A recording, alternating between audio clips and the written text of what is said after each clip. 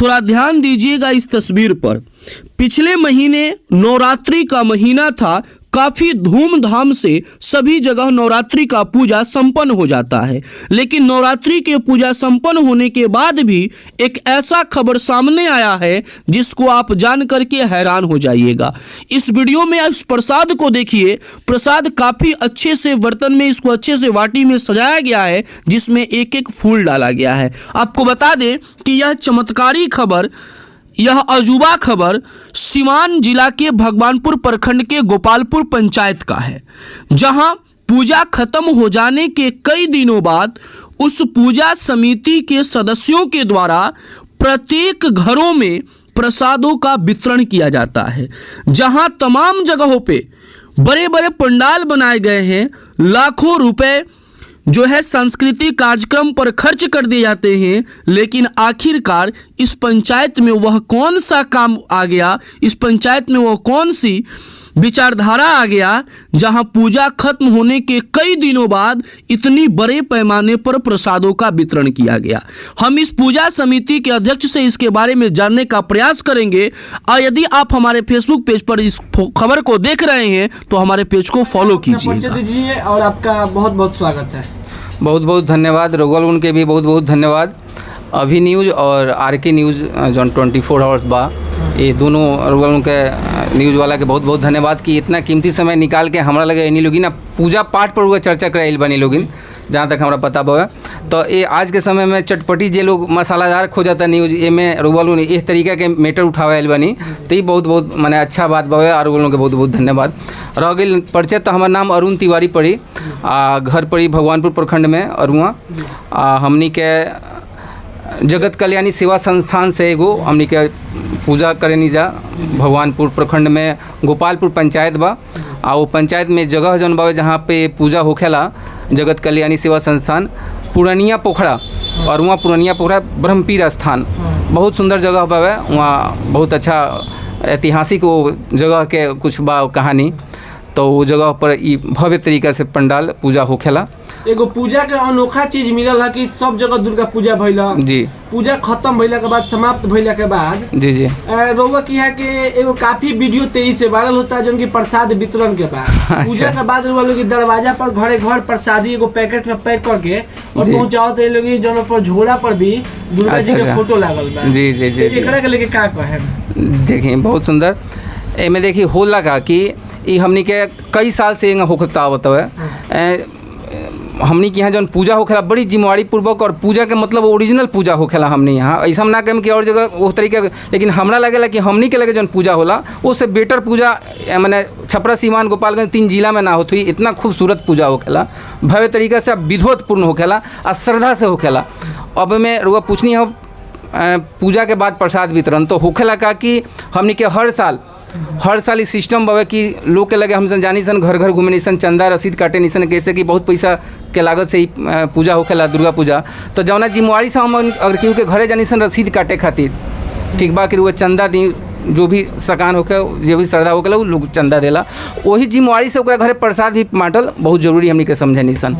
तो अब रह गई कि पूजा पीरियड में यानी कि 9वीं 10वीं तक ले तो आदमी इतना बिजी रहेला कि आदमी ना पहुंच पावेला घर में प्रसाद लेके। लेकिन जैसे पूजा समाप्त होखेला तो हमनी के क्या करनी कि 9वीं के ही जो माता रानी के भोग लागेला तो हमनी के काजू किशमिश से पर्याप्त मात्रा में भोग लगवा देनी सन, और लगवा के वो प्रसाद का होखेला कि हमनी के 80 रख देनी सन। और जैसे आदमी पूजा से निकलेला, भंडारा से निकलेला, भसान से निकलेला, ठीक बा, ओकरा बाद वो जौन भोग लगा के हमनी के प्रसाद रखले रहनी सन, वो प्रसाद में कुछ और प्रसाद बनवा के स्पेशल घी में प्रसाद बनवावल जाला।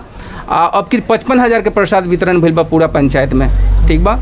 तो कुछ प्रसाद और बनवा के घी में अच्छा शुद्ध प्रसाद और जौन भोग लगा के जौन प्रसाद रखल बा वो मिक्स करके बहुत सुंदर तरीके से पैकेट बना के हर घर में जे भी हमनी के पंडाल में पूजा में जेकर भी सहयोग रहेला, सहयोग राशि रहेला, ओकरा घर में हमनी के वो ले जाकर प्रसाद के पॉकेट जिम्मेवारी पूर्वक पहुँचावे निसन। अच्छा लोग प्रसाद में का डाले नहीं लोग, हम प्रसाद में एगो फूल भी देखनी। हाँ बहुत सुंदर। तो प्रसाद में जौन फूल होखेला, तुलसी पत्ता होखेला, काजू किशमिश लड्डू पेड़ा वगैरह वगैरह और भी अच्छा कुली जौन भोग के जितना माता रानी के जितना भोग लागे वाला चीज़ होखेला वो सारा चीज़ वो में अवेलेबल रहेला। और जो भी फूल रहेला या तुलसी पत्ता रहेला, उस भोग के समय में हमनी के भोग लगवा के माता रानी के ऊपर चढ़ा के और फिर अस्थि से ओकरा के सुरक्षित रख दहल जाला कि अच्छा जगह पे कि वो कम से कम खराब ना हो 2, 4, 5 दिन 10 दिन। आ ओकरा बाद ओकरा के निकाल के आ ओकरा के पैकिंग करके उमें बहुत रक्षा सूत्र के साथ में भी हमनी के घर घर ओकरा के वितरण करे निसन। रक्षा सूत्र के साथ भी जी ओमे रक्षा सूत्र भी रहेला। एगो देखे नहीं कि अच्छा सा पैकेट होला, झोला होला, झोला पर पूरा परिचय छपा। हाँ जी झोला पर भी हमनी के संस्था के नाम रहेला जगत कल्याणी सेवा संस्थान एड्रेस के संगे। वो झोला ऑलरेडी हमनी के ऑर्डर दे के पैकिंग करावनी सन, जौन डब्बा होला ओकरो के आदमी ऑर्डर दे के ओकरा के उस तरीके से अपन बनवावेला, ऊपर भी स्टिकर लगा रहेला। आ ओकरा के ढंग से कि केहू के घर में जाओ तो बतावे के ना पड़े कि प्रसाद कहाँ से आइल बा, वो देख के ही लागेला कि बहुत काफ़ी खूबसूरत लागेला वो लोग ओकरा के। अच्छा जो आगे वाला जो पूजा होके बा अगला साल में जी वो पूजा के लेके जो श्रद्धालु भक्त बा वो लोग से का अपील करें? देखिए ई पूजा जन होखत हवे 2018 में चालू भइल रहे पूजा, ठीक बा। 18 से कंटिन्यू होखत ई 2023 छठा साल है ई पूजा जब चालू भइल बहुत छोटा रूप में चालू भइल, लेकिन माने माता रानी के कृपा ही बाबा कि धीरे धीरे भव्य रूप आपन ले लहलक और अभी माने बहुत बड़ा पूजा इस साल भइल है। हमरा लागत है कि यह तरीका के सहयोग अगर हमरा गांव के पंचायत के लोग जो गोपालपुर पंचायत स्तरीय जो पूजा होला पंचायत या पंचायत से बाहर के भी बहुत सारा चंदा वाला वो लोग के सहयोग अगर बनल रहो आ ये तरीके से श्रद्धा बनल रहो, माता रानी के कृपा रहो, तेहू से बड़ा पूजा अगला साल हमनी के 2024 में करम सन, जौना में एगो बहुत अच्छा हमनी के भागवत खातिर भी हमनी से बात कैले बनी सन। कंटिन्यू 10 दिन भागवत भी चली। हर साल हमनी के जागरण प्रोग्राम 3-4 गो जागरण प्रोग्राम होखेला। ऐसे कि एगो और वहाँ के इतिहास से रिकॉर्ड बवे कि छठा साल में आज तक ले उस जगह पर ये पूजा पंडाल में हम इहो देखिले बड़ी माने दुख होखेला इस चीज़ के कि माता रानी के बहुत जगह हम देखिले कि माता रानी के मूर्ति बा पंडाल बा, वहाँ लोग लिया के इंटरटेनमेंट खातिर ऑर्केस्ट्रा भी करवा देला, दुगोला करवा देला, गाली गलौज करवावेला, ठीक बा। ये बहुत खराब लगेला। तो ये सब चीज़ से हमनी के संस्था अभी बाँचल बा। आज जब तक ले हमनी के माने हाथ रही तब तक ई संस्था में आज तक ले ये रिकॉर्ड बा कि 6 साल में केहू एगो लंगूडा या कोई बाई जी या ऑर्केस्ट्रा की कोई लड़की या कोई स्टेज पे पंडाल के पास में डांस की हो या अपना परफॉर्म दी हो, तो ऐसा कभी नहीं हुआ है 6 साल में और होगा भी नहीं, ठीक है। ये सब चीज़ से अश्लील चीज़ से हमनी के अभी तक बचा के खूब सुंदर से एक के लेके आ रहल बनी सन। आई यही रह जाई। अगला साल के प्रोजेक्ट बा कि हमनी के भागवत करावे के बा, बहुत बढ़िया कोनो कलाकार के बुला के, जैसे कि चर्चा चलत हुआ अनुष्का पाठक एक जानी है, तो अगला साल खातिर, ये साल तो ना खाली लिए, अगला साल खातिर हमनी के उनकरा के करमसन ओकरा बाद एक आदमी और बार डिजिटल बाबा करके बानी, वहाँ से भी चर्चा चल रहा बा। तो भागवत भी हुई। जैसे पूजा से बाहर हमनी के निकलम सन ई सारा सिस्टम तो रहबे करी, एगो भव्य तरीका के जागरण प्रोग्राम भी हुई थोड़ा बड़ा सा, ठीक ना।